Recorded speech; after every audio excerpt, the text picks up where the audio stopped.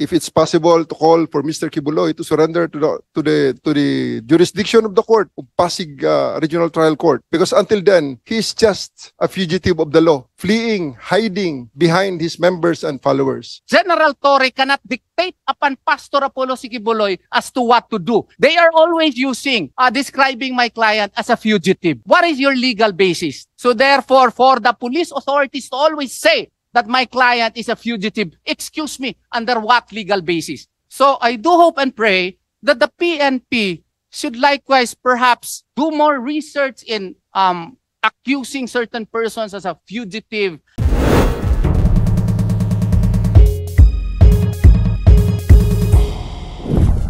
Yes, Your Honor.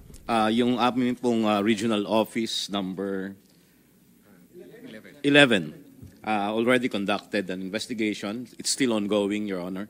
And I think the most recent is that there is a request sa KOJC and the PNP to submit documents in relation to the investigation being conducted by the region. Thank you for that. Thank you for that. Kasi I just would like to inform, no? Hindi pa ikaw ang chairperson ng CHR nito, but in June 2022, the Commission on Human Rights described the service of a warrant of arrest against an elderly environmental activist in Paquil, Laguna, carried out by 25 members of the PNP SAP as one conducted with excessive force that was unjustified and unnecessary, that led to the degradation and psychological harm. Kagaya sa nangyari sa mga bata doon, psychological harm. Dagdagan ko pa, in Committee Report number 46 of the Senate Committee on Public Order and Dangerous Drugs, dated March 17, 2017, hindi pa akong chairman nito, hindi pa ako senador nito. The committee described the service of a search warrant by a team of 18 CIDG personnel that was augmented by 6 members of the Regional Maritime Unit as a use of overwhelming force. So, ito nga, 25 lang ginamit sa Paquil, Laguna. Ito, 18 ang ginamit. Excessive force na daw yun, sabi ng Human Rights. Ito, nakita mo naman, batalyon yung ginagamit, isang batalyon ng police. So we need your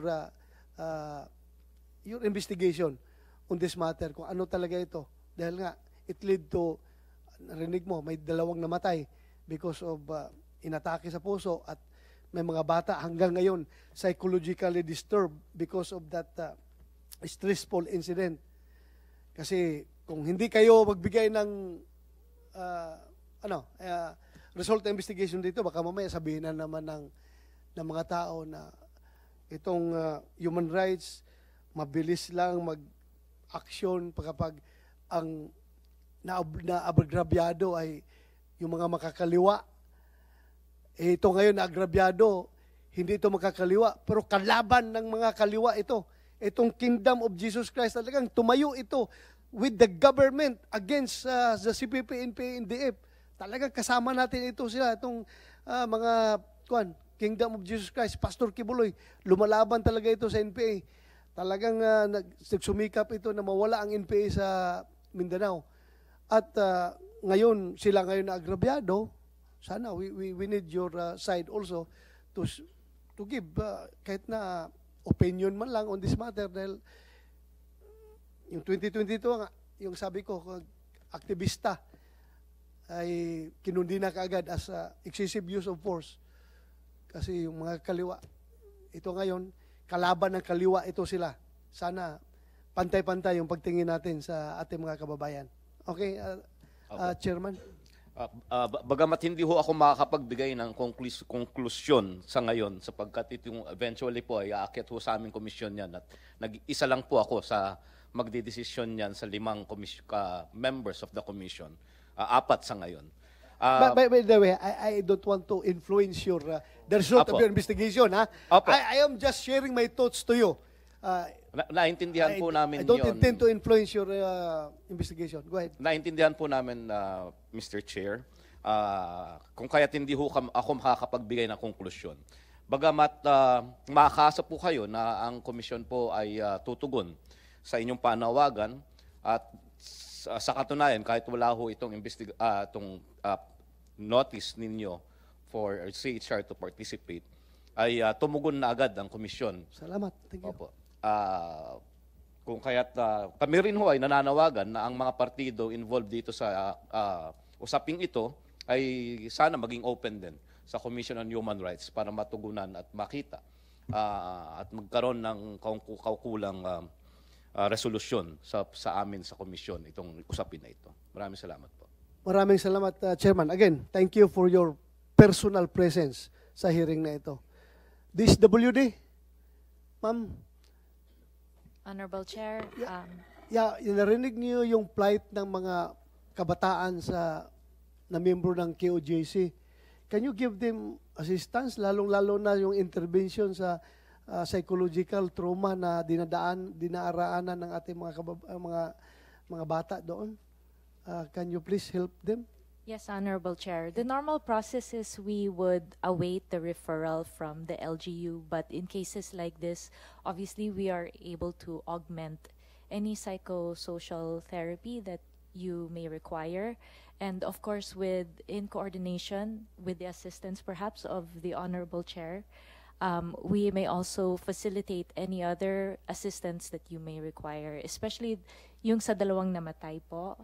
The family that is aggrieved may require further assistance. The DSWD is on standby to help in any way that we can. In fact, Honorable Chair, they do have, I've looked at the records, and you do have Children's Joy Foundation Incorporated that is ongoing po yung renewal process. So the Kingdom is in touch with DSWD insofar as children facilities are concerned. Thank you, Yusek Dimaporo. For all we know, you will be the healing part of this conflict.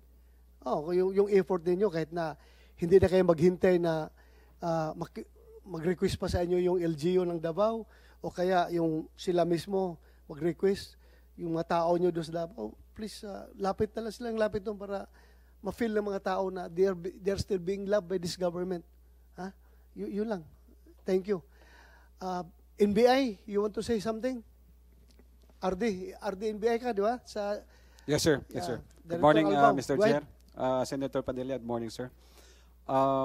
Gusto lang namin ipaabot, sir, na yung National Bureau of Investigation through sa aming director na si retired Judge Jaime Santiago ay...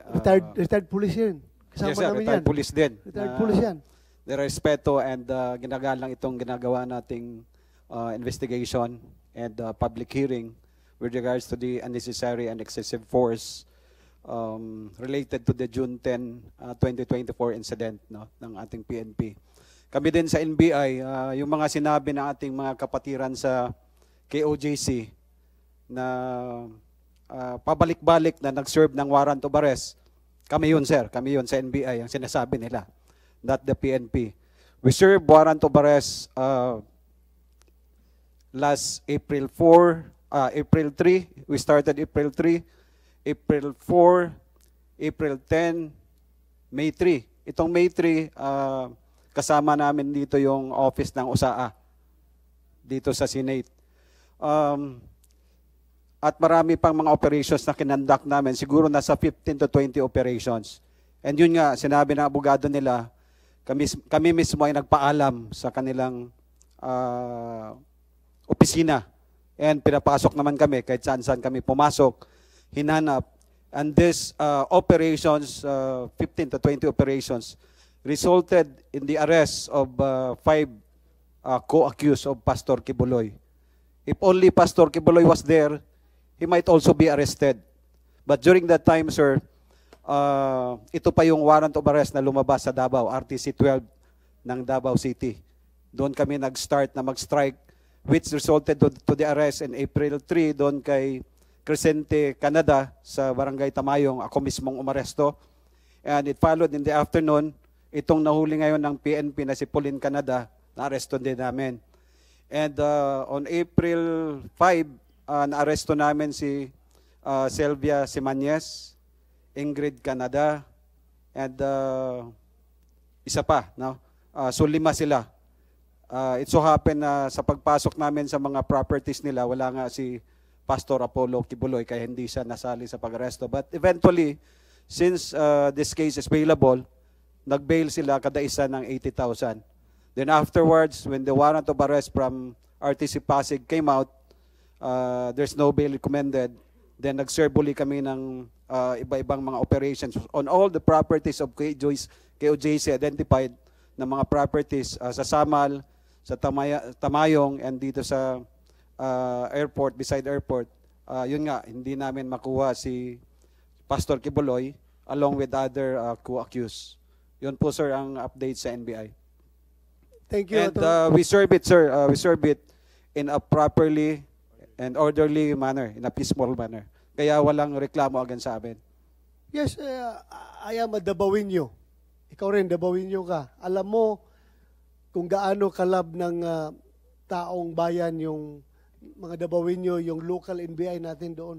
Yes, sir. Very, very much respected by Dabawinyos, yung ating local NBI doon. Salamat, sir. So, it doesn't matter naman whether or not andyan si Pastor Kibuloy. Whether or not magpapaalam ka pagpasok doon. Kung wala talaga si Pastor Kibuloy doon, hindi mo talaga mahuli. Kaya kailangan talaga ng accurate information yung operation ninyo na nandoon talaga para mahuli ninyo. Pero yung magpi-fishing expedition tayo, we will just be creating more and more animosity. Dapat kuha ninyo yung inyong information, yung precise and accurate. Chair. Para hindi tayo magkakaroon ng maraming, animosity. Yes, go Mr. ahead. Chair, I would like to affirm the statement of Director Albao kasi yung mag-serve sila ng warrant, nagpapaalam sila sa amin at na kita nga nila yung accused na nag-cooperate naman. Yun ngang nilagyan din ako nakuha kasi ng camera ng bahay namin, harap ng bahay. May tao doon na palaging bumabalik sa aking maliit na bahay. May naglagay ng listening device doon sa pinahiram sa akin na Tera. Oo. Doon din ako sa NBI po nagpatulong. Kasi nga medyo nawala po yung trust namin doon sa PNP. Pasensya na po. Oo. So, yun nga ang request ko sana kung sino mang mga responsible nito. Nakuha kasi, hindi ma-deny yun na nandun sa video camera namin. Nakuha na may tao na naglagay ng anong device man doon sa sasakyan ko. And yung last Friday naman, yung nandun yung parang mga pulis o hindi mo na makilala kung pulis ba talaga sila, fully armed talaga. Sa lahat ng lugar, doon pa sa pinakaharap ng KOJC compound po. Nagkaroon ng grabing traffic, natakot yung mga tao kasi ano namang mangyayari. Timing din na dumaan yung sasakyan ng aking pamilya, yung dalawa kong anak na maliliit. Nagkaroon po ng trauma, sige suka-suka. Sir, ano ba yan sa Tagalog? Oo, kasi isa takot. Kaya yung pulis na isa, ganon yung sasakyan. At they were just in the process of going to our residence, which is located in front of KOJC. Really, our plea, sir, is that we understand. I am a friend of the police. I have assisted a lot of policemen, Your Honor, in their cases. You have helped me in my cases before. Yes, Your Honor. And I have many friends in the police. I still trust some of the policemen, Your Honor.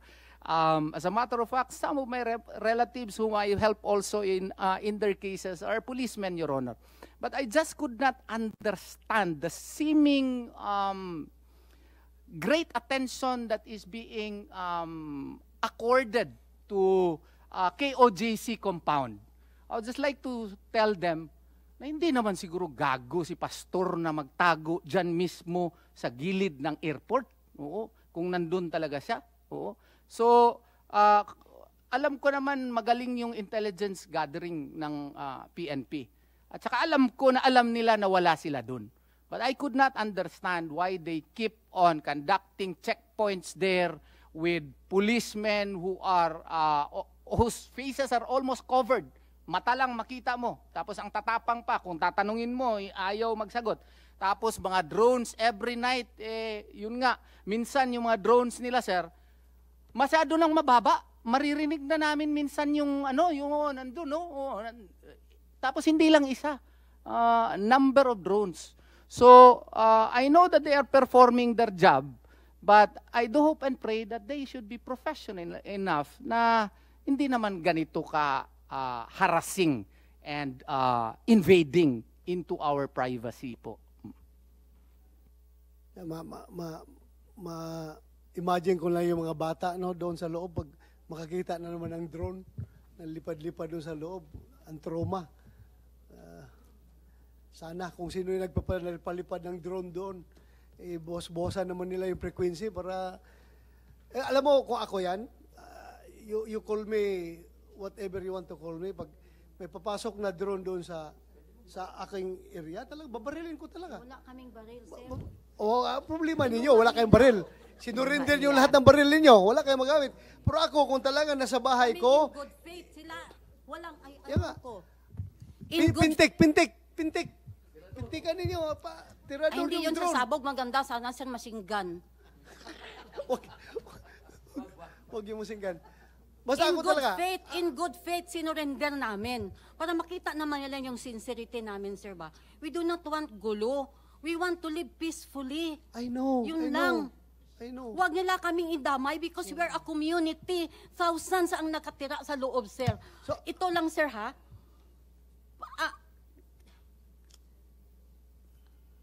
Yung nakakatakot, nakakakilabot, sir ba? Ito. Please listen to us, you people. Yes, listen yes. to us. Mabuti lang kung makontrol namin yung iba. Yung iba dyan, hindi basta-basta ang pinagmula na buhay. Galing din sila sa impiin noon. Hindi lang namin mabulgar, bro. Sino sila? But pastor changed their lives. Nandun sila sa amin. Hanggang kailan namin sila makontrol, sir. We do not want any untoward incidents, no? That anything will go out of hand na. We don't want that one. Ayaw namin maganyan ang mangyayari sa Davao, sa Pilipinas. Nag-iisang bansa natin, maliit lang ang bansa natin, ilagay mo sa isang tuldok lang. How come na yung mga tao na inilagay natin sa kapangyarihan, they cannot handle the power properly given into their hands? Pag kayo ay nasa kapangyarihan, the life of your friends and the life of your enemy ay nakasalalay sa inyong kamay. How will you handle that one? You must be responsible. You must have a sane mind. You must have a balanced personality. Kasi, buhay ang nakasalalay. We cannot evade. May mga ganyan-ganyan mga... Pero until such time na hindi ninyo napatunayan na may kasalanan talaga, please be fair. Sir, may anak kayo, may pamilya kayo. Kung madisgrasya tayo, nag-iisa ang buhay ninyo, nag-iisa din ang buhay namin. Iisa lang tayo, pula dugo ninyo, pula din dugo namin. Yun ang pakiusap namin sa inyo ba? Do not destroy the future of the kids that we've been nurturing for many, many long years.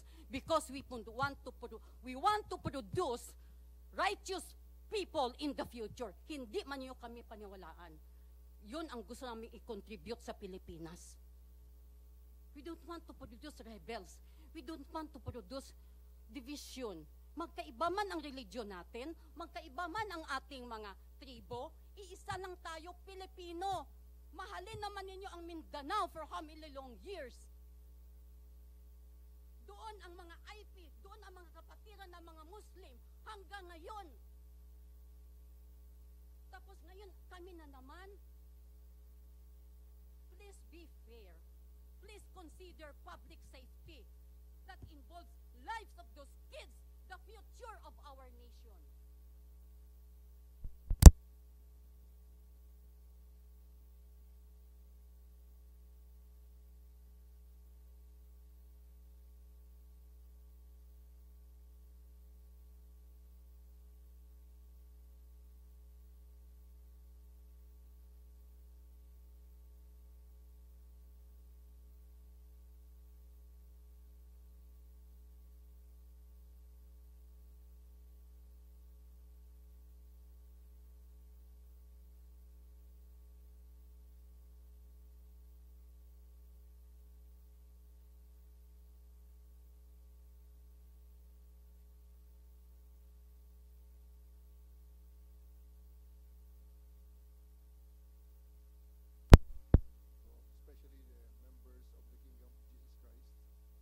their search for justice and peace, Your Honor.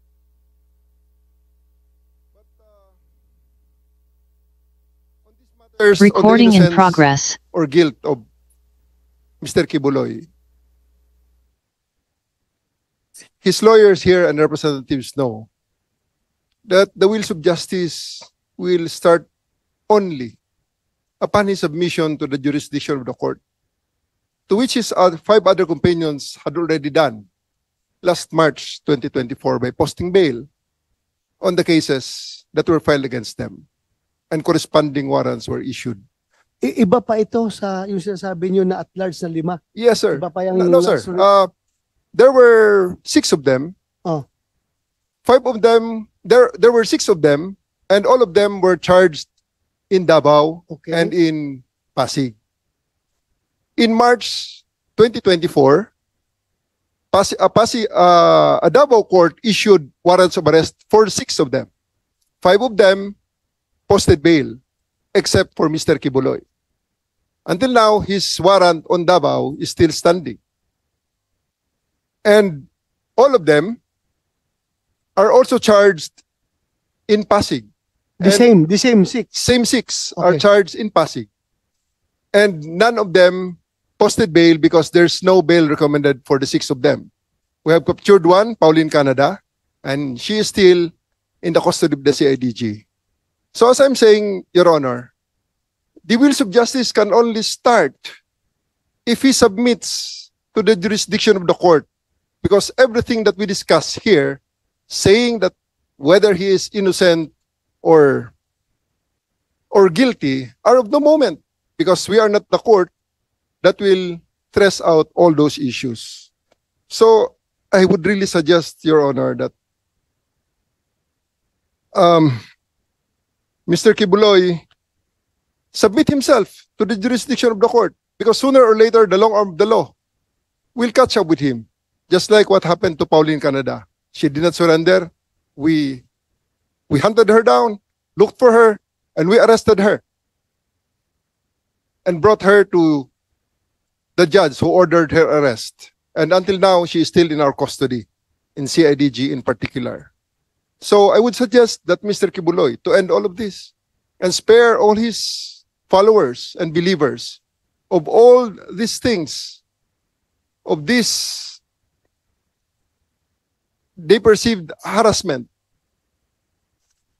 which are actually not harassment, but are just part and parcel of the implementation of the warrant of arrest against him. So I would suggest, Mr. Chair, if it's possible, to call for Mr. Quiboloy to surrender to the jurisdiction of the court, of Pasig Regional Trial Court, because until then he's just a fugitive of the law, fleeing, hiding behind his members and followers, and whom we in Region 11 will continue to pursue and look for him, to arrest him, and bring him to the jurisdiction of the court, whether he like it or not. We don't like this, but this is ordered by the court, and it is our duty, Mr. Chair. Thank you very much, sir. Sir, quick Thank you. reportation. Thank you, General Torre. Yes, go ahead. I would just like to comment, Your Honor, concerning these opinions of 2 generals already, which I think need to be properly corrected, Your Honor. If a person has a warrant of arrest, Your Honor, the subject of the warrant of arrest has 2 options. Either he submits himself to the jurisdiction of the court, or he questions the finding of probable cause, Your Honor, which Senator Lacson did. Okay? And if the DOJ would not side with him, he can go on certiorari to the Court of Appeals without ever surrendering. Santiago case would prove that.